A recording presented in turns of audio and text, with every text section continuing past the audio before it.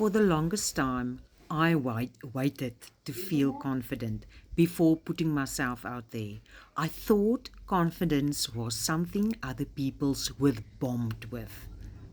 But I learned that confidence is simply the result of doing things scared and realizing you survived.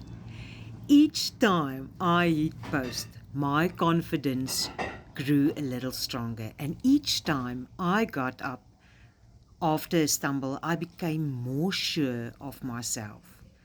Confidence isn't a gift. It's a skill you build by taking one brave step at a time. What's the one thing that scares you a little today? Do it anyway. That's where your next level of confidence is waiting. So, Mom, if you need some help starting your online business, but you're scared of being on camera, let me walk you through it. Comment ready, and I'll share you the blueprint that helped me with my online business.